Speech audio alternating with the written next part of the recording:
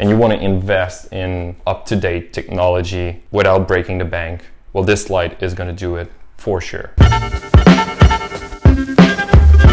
Hello guys, Sam here from GrowBuds, and today we'll be reviewing and unboxing the Spider Farmer SF4000 LED grow light. Now, as you guys might know, this is probably one of the most popular LED grow light out there for a hobby grower. If you're growing on a budget, this is definitely something you might have seen. So today we'll just take a look into it, beginning with the packaging. So the light comes in like this, pretty standard packaging, but it ships pretty well. So I'll just go ahead and open this box here. Now, to put a little context before I open this up, this is by far one of the most interesting product, I would say, in this range. You know, we've seen LED grow lights evolve a lot since they came out. We used to have these blur poles. Spider Farmer was not there yet when these lights were on the market. And this is what a lot of people think, you know, underperforming LEDs. They're often referring to those blur poles that were here a few years back. Now, coming into the market, we have a lot of companies who've developed the white light full spectrum LEDs. And as we've seen this technology being more and more popular, we have had some Chinese companies who've offered really interesting products for a fraction of the price. This is the case with the Spider Farmer. Came out about 2 years ago, and it was a massive success. So this is the 2020 upgraded version. I'll let you guys know a little bit more about it, but we'll just go ahead and start opening this up first.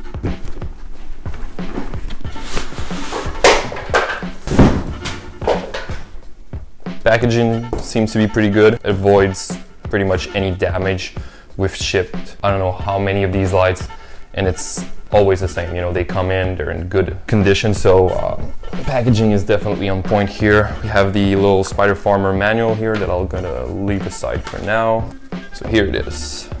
So I'll first start with showing you guys what's included in the package. So it's pretty straightforward. The light is already assembled. Now, it's worth mentioning that you also have these rope ratchets included in the package, which is a pretty standard thing that we see in LED grow lights or grow lights altogether, but it's also a nice little attention here. So I'll just open this package real quick. Here you can see we have those rope ratchets. We also have the RJ wires. These are going to be used for connecting lights together or connecting them to a controller, which is part of their new 2020 upgrade. And we also have these little wires here to help you attach the light. So in terms of accessories, that's pretty much what we got. We also have a little pamphlet here. It gives you all the information you need. So yeah, as you can see here, we have 4 of those boards with the LEDs chips in there, attached to an aluminum panel which act as the heatsink. Now, the diodes, which is pretty much the most important aspect, I would say, in all LED grow lights. So in each board, you'll see we have 4 types of diodes. The first types of diodes are going to be these, which are the 5000 Kelvin white light diodes from Samsung. These are LM301B. We also have these little warm white light diodes. So when you merge those two together, you get a full spectrum. Now we also have these little red diodes, which are obviously more used for flowering. They claim it can accelerate flowering times, although you have to look into it a little bit better if you want to understand how that works. But it's definitely a major plus here to have these red diodes. It will complete the spectrum as well. So I'll include a chart of the spectrum here so you guys can take a look at it. But as you can probably see, we have a spike in the blue. That's due to the 5000 Kelvin diodes. And then we have a really nice curve on the more red side of the spectrum, which is fantastic. Now, the build itself is pretty standard. Like I said, we have these boards with the diodes. They have a coating to protect the diodes from impurities, but also from water. So overall, the light is rated at IP67, so it will definitely work in humid environment, whether it's in a grow tent or if you're doing this in a greenhouse, it will perform well. Now the heatsink itself is a bit different than what we see in other lights. There's nothing really fancy about it. I mean, it's a thick aluminum plate here that serves as the heatsink, which will dissipate the heat from the diodes. I mean, it's, like I said, nothing too fancy, but they claim that their diodes are gonna last for up to 100,000 hours, which is pretty amazing considering most LED grow light manufacturers will tell you that their LEDs will last for up to 50,000 hours. So there's I mean, you have to take this information with a grain of salt, obviously. I don't know how accurate it is, but it's definitely well built, and you can see it, when you have it in your hands. So we have the Meanwell drivers here on the back. You used to have one big driver, now they split into these two smaller drivers. The light comes in already connected, everything. It's plug and play.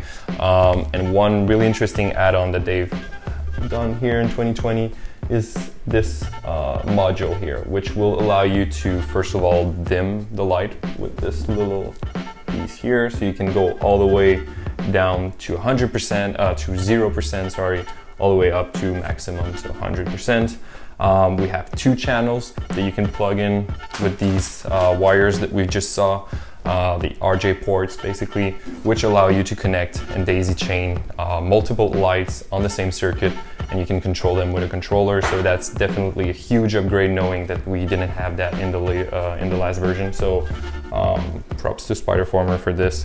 Other than that, I would say that the light itself is, it's pretty light, feels sturdy. It is a Chinese product, obviously, so I know some of you guys are a bit skeptical about these, but we have to know that most LED grow lights out there are built in China. So when you touch it, when you feel it, it looks like a great light, and it's well built. Now let's talk a little bit about the light itself and the specs that they claim. So in the near future, we'll be doing a review of this light a little bit more in depth, so that you guys can see how it performs inside of a tent. We'll have some power readings, so you guys can see the chart, but I'll also include in this video the chart that Spiderformer has done, so you guys can take a look at it from seeing how powerful this light is at different distances from the canopy.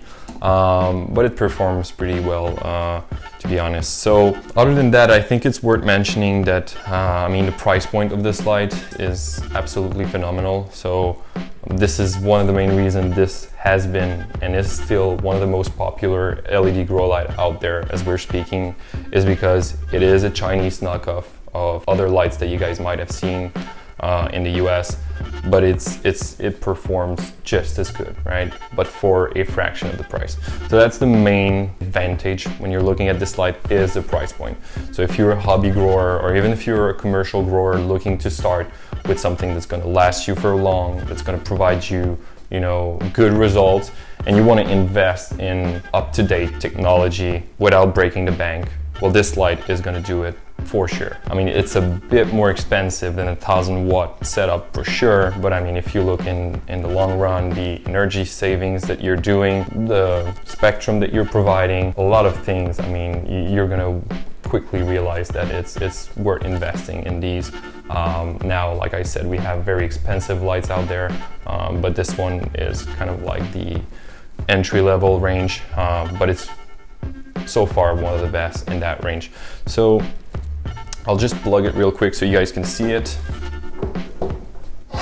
Careful for the eyes, and here we go.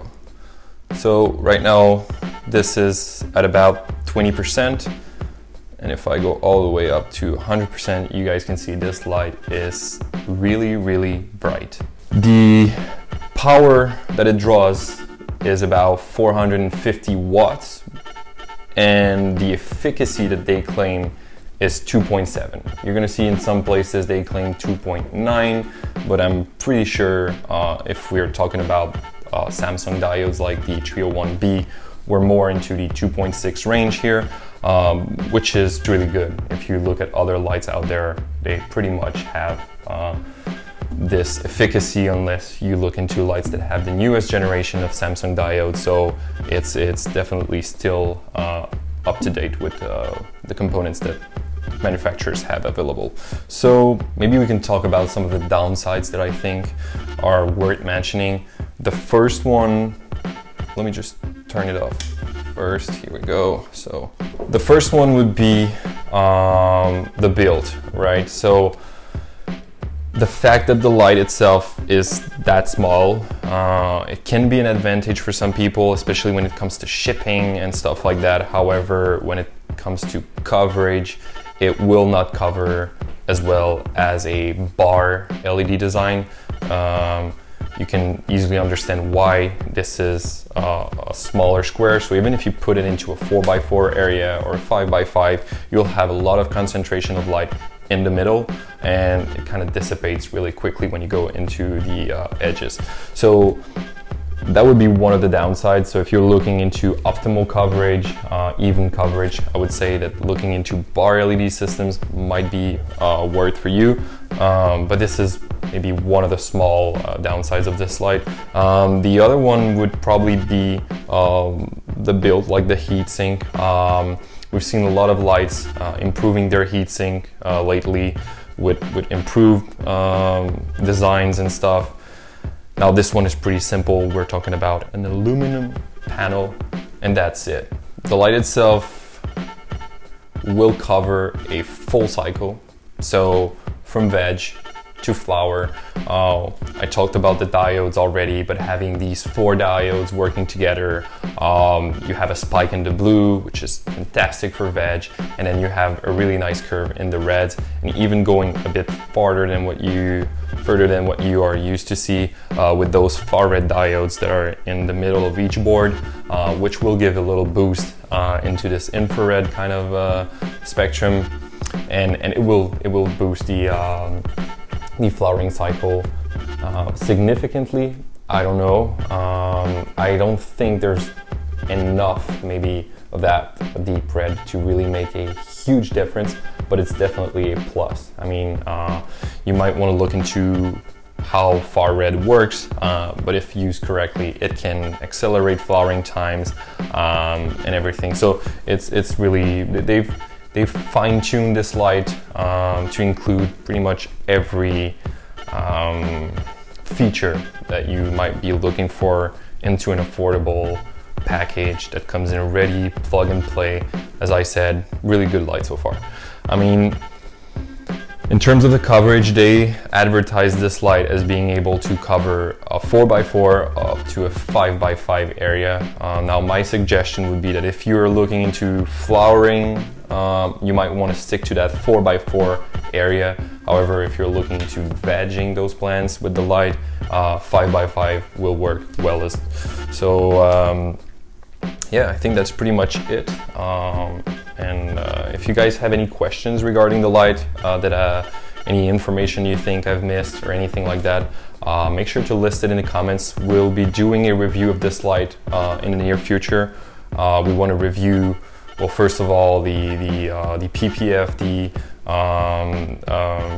We also want to compare it with some similar lights that you can find, kind of like the affordable, and we also want to compare it with other more expensive LEDs to see how it performs against those.